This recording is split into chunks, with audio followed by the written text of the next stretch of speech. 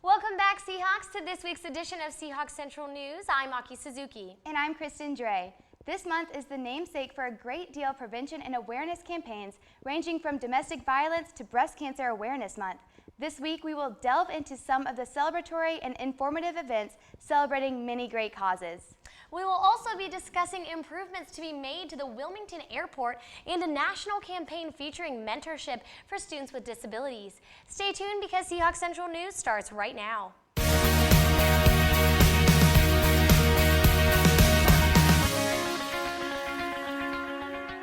After a visit from UNC System President Tom Ross last week, the search for UNCW Chancellor has commenced. As promised, the university is taking thoughts of students, faculty, and community into deep consideration. A public open forum will occur Thursday, October 16th in McNeil Hall's multipurpose room from 6 to 7:30 p.m. A strict campus community forum will occur between the hours of 2 and 4. The public can and will voice their concerns and desires to the UNCW Chancellor Search Committee. The University of North Carolina Wilmington has recently been named as one of 3 recipients for this year's inaugural Institutional Excellence for Students in Transition Award by the National Resource Center for the First Year Experience and Students in Transition. This award highlights and honors the array of opportunities UNCW gives its undergraduate students starting from their first year and beyond to become a more well-adapted and involved person. This award will be officially presented to the university at the 21st National Conference on Students in Transition in Denver, Colorado on the weekend of October 18th, 2014. UNCW is part of a national initiative to improve the health of Americans with disabilities. The I Can Do It, You Can Do It program encourages a one-on-one mentoring relationship over an 8-week period between trained mentors and mentees. Mentors are students majoring in physical education and health, exercise science, special education, recreation, sport leadership, and tourism management. The multidisciplinary makeup of the class provides a unique learning experience for both the mentees and mentors, also offering information to the participants and their families about nutrition. Folks flying into and out of the Wilmington International Airport are in for some pleasant changes in the future. According to WECT, the Airport Authority Board has released a study that estimates an 85% increase of passengers using ILM over the next 20 years. Last week, the Airport Authority Board proposed several improvement plans to cope with this customer growth. Expansion ideas include renovating terminals and gates, adding food, seating options and bathrooms, 2 new parking decks, upgrades to airport security, and an increase of 10 new gates. The airport is awaiting preliminary approval before they can begin to implement these upgrades. Officials say the next step to moving forward is finding the funding to support this $87 million project.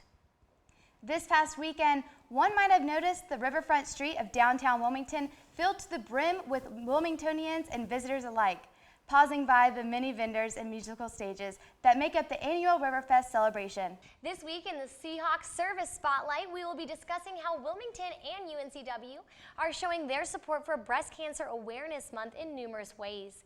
Run for the Tatas and Pleasure Island Day of Hope Beach Walk were hosted at the Mayfair Town Center and the Carolina Beach Gazebo October 4th. While Run for the Tatas participants could choose which charity to donate their proceeds, the money raised at the second annual Beach Walk went towards the Pink Ribbon Project. Also donating to the Pink Ribbon Project is UNCW's Communication Studies Society. The Rock for the Cure benefit concert featuring Perry James DeLuke and the Schoolboys will start at 6 p.m. October 17th at Real Cafe. Admission is $5. There will be a raffle featuring an iPad mini, autographed memorabilia from artists like Scotty McCreery, and football teams, including the Steelers, and more. October is Health Literacy Month. Students at several colleges are promoting health literacy in a new, unique way. Magazines filled with photographs, artwork, poetry, stories, and prose are being created to display all aspects of health. 2 notable colleges involved are the University of Southern California with their magazine, The Healing Process, and UCLA with their magazine, Total Wellness. These publications hope to help students become and stay healthy through the stresses and difficulties of college life. Don't you love how so many wonderful and well-deserving organizations receive attention throughout the year, but especially this month? Yeah, I love the fact that we set aside a month to really give awareness to breast cancer. It's super important. I think regardless of if your life has been personally touched by it or not, it's definitely something that you feel really passionate about, you know, regardless of. Yeah, of course. Well, let's soar over to Sean and see what's happening in entertainment this week on The Scoop. Sean?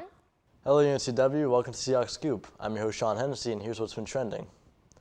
Thousands of protesters in Hong Kong are rallying for their leader C.Y. Long to step down from his position so they can vote for a leader of their choice in the 2017 elections. Long insists he plans on taking any necessary action to restore social order, except, listening to the protesters or trying to negotiate. The Secret Service is at it again. After a Brazilian prostitute scandal and using the CIA as their own personal spy camera, our nation's finest have now been caught leaving the president alone in an elevator with an armed ex-convict. And no, Sean Hannity, Obama wasn't the armed ex-convict. Speaking of Fox News, they recently reported that microscopic organisms, or sea monkeys, create giant ocean currents. What's their next headline? Obama saluting the troops while carrying a cup of coffee? Oh. Taken 3 has been announced, and a surprise twist, no one gets taken. It would appear that the main villains are fed up with kidnapping Liam Neeson's family and just straight up murdering them. Ebola has officially breached United States soil recently. Citizens of Dallas, Texas continue to stock up on ammunition and sanitize their belt buckles in response to the threat. Let's hope that Ebola's weakness is Southern hospitality, or they're all going to be screwed. I sent my trusted confidant, Robbie Ocean, to speak with students on Chancellors about Ebola. Robbie? I see you still think that haircut looks good. I see you dressed down today. Hey, we're here with Stephanie Hilaire, and we're just going to talk about Ebola for a few minutes. Sound like fun? Yes, yeah. So much fun. So much fun. Yeah. So do you know what Ebola is? I know it's a virus, and I know it's in Texas, right? Is it Texas? Yeah, of course it's in Texas. Texas likes to do things big, am I right? You're right.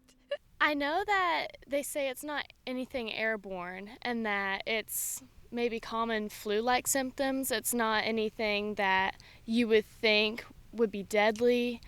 It sounds pretty gross. I don't know if it's really going on or if it's somebody being a little too precautious. The only thing I know is that there's internal bleeding involved. But that's it. Yeah, that's never fun. No, it would suck. All right, so let's just say tomorrow that your best friend tells you that they have Ebola when you're eating dinner at WAG or wherever. What do? I would cry and take her to the hospital. Wow, that's a scary thought. I would go to the doctors immediately. I cry. Yep, I'm gonna cry. A lot of crying? A lot of crying. Call my family. I would get myself hospitalized immediately and probably write my friend a strongly worded letter that I did not like her anymore. Let's say that the Ebola virus includes, at the end of it, after they die, they become zombies, similar to the situation in The Walking Dead. What's your game plan? Do you stock up on food first, weapons, or what? We're getting in a boat and we're getting the hell out of here. They can't get me when I'm on the water, right? I don't think it would happen, so I have no opinion on it. But what if it did? You watch any of The Walking Dead? No, I don't watch The Walking Dead. She seems unprepared to me, folks. All right, now back to Sean in the studio. Thanks, Robbie. Adam Sandler will produce and star in 4 films that will stream exclusively on Netflix. So if you enjoyed movies like Jack and Jill, That's My Boy, and Just Go With It, then what the hell is wrong with you? It's been a while since some douche claimed that the iPhone 6 is bendable. Since the Bendgate scandal, people are continuing to test the phone's limits. If Apple has learned anything from this, it's that the iPhone 7 should be hammer-proof, microwave-proof, and made out of rubber. We've seen 4 Transformers films, one about Battleship and a live-action G.I. Joe franchise. Now, the producers of Mortal Kombat franchise are attempting to bring Tetris to the silver screen. That's right, Tetris, the game with the shapes. Last week, 53-year-old George Clooney married Amal Alamuddin in a star-studded Venetian ceremony. Alamuddin is a lawyer, activist, author, and living proof that if you work hard enough, it might just lead to marrying a man 17 years older than you. Well, that's all we have for this week's episode of the Seahawks Scoop. Before we go, I'd like to take a moment to announce that I have the privilege to host an exclusive interview with UNCW's unicycle girl. Now, I'm sure many of you have burning questions to ask her, so here's your chance. Tweet at me at Sean_TealTV, and you just might see your tweet during my interview. I'm your host, Sean Hennessy, and I hope you all have a great fall break. Thanks, Sean. Now let's join Miranda and Will at the sports desk as they give us a rundown on who made Seahawk history this past week. Welcome back, Seahawks, to another segment of Seahawks Central Sports. I'm Miranda Fabian. And I'm Will Oakes. We have some exciting news for you today, as well as an introduction to our new segment, 5 Hard Facts. Stay tuned, folks, because Seahawks Central Sports starts right now. Our Seahawk baseball team destroyed the Ontario Blue Jays in the scrimmage on Wednesday. The Diamond Hawks scored an amazing 14 runs, while Ontario only scored 1. In the third inning, Casey Golden hit a 2-run homer in left center field. In the sixth inning, Robbie Thornburg had a 3-shot connection to right center. It was indeed a very impressive performance by UNCW. On October 4th, the 22nd ranked UNCW men's soccer team saw its impressive 6-game winning streak come to an end against the 23rd ranked Delaware Blue Hens. The Blue Hens' Guillermo Delgado scored with 57 seconds remaining in the second overtime and proved to be the dagger needed to take down our Seahawks. Throughout the game, UNCW held an 18-8 advantage in shots, while the Blue Hens only managed 2 shots on goal. The Hawks were led by Jamie Dell as he tallied up 6 shots, including what was nearly a goal in the 15th minute. The loss was the first for the Seahawks against a nationally ranked opponent, with their record now dropping to 8-2-1.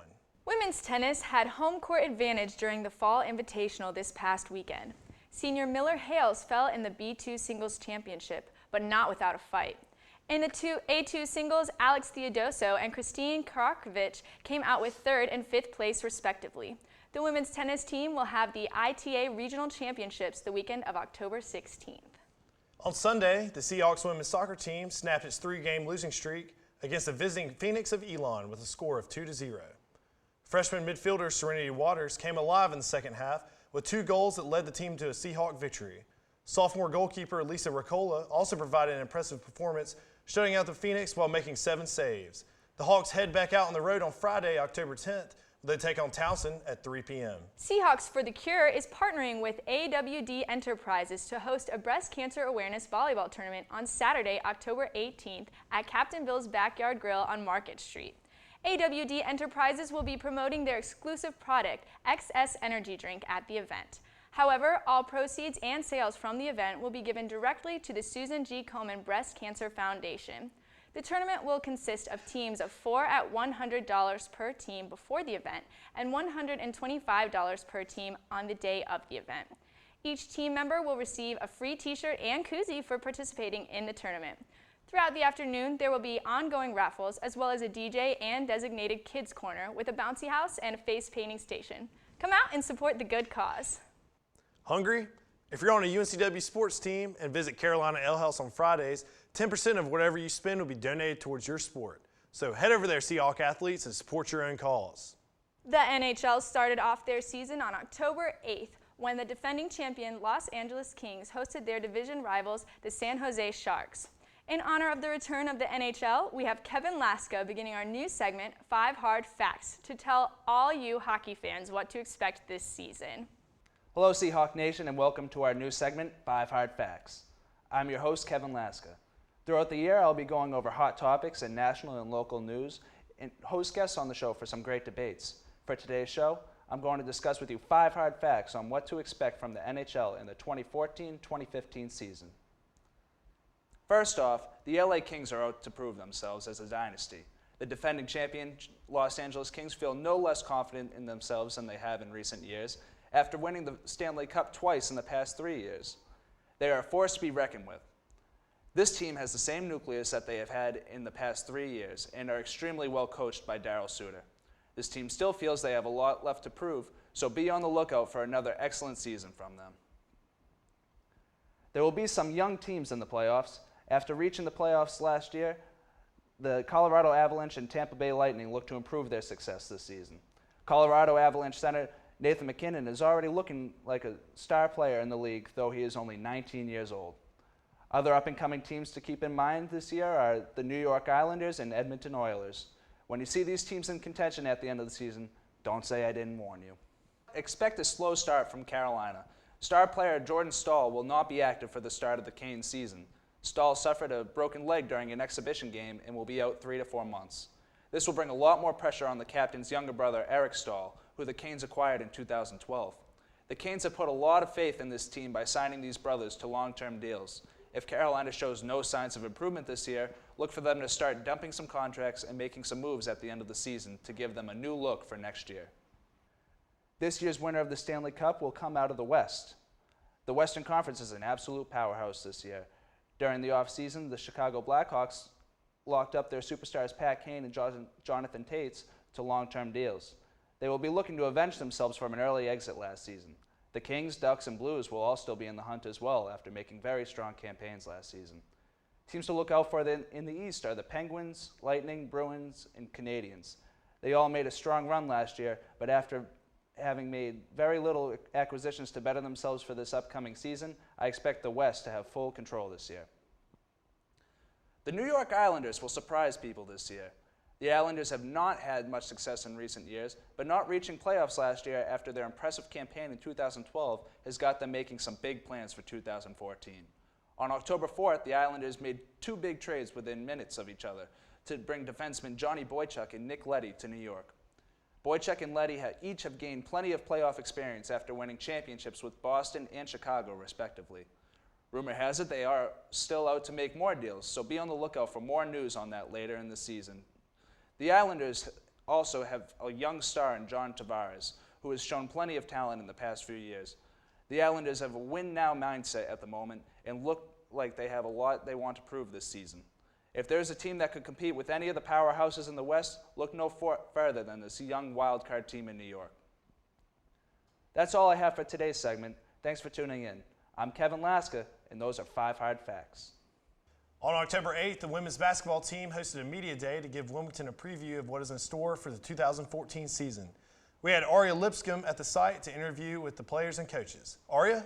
Hi, I'm Aria Lipscomb, and we're here at the Lady Seahawks Media Day, and I'm here with Sarah Myatt, and we're just going to ask her a couple questions about her season and what she's looking forward to. So, Sarah, what's it like to be a senior on a team that's mostly underclassmen?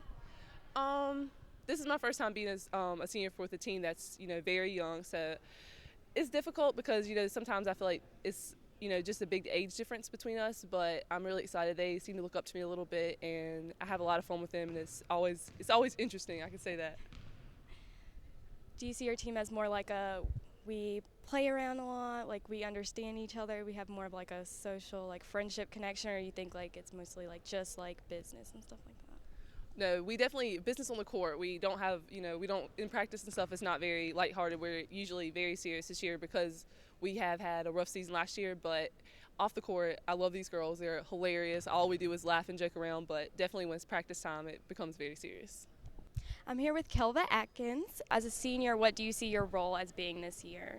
Or what do you hope to see yourself do this year? Well, as a senior, I see myself doing the same thing as last year, being the one everyone looks to go to, like late game situations, when something's not going right, come to me, or just like trying to put the ball in the hole.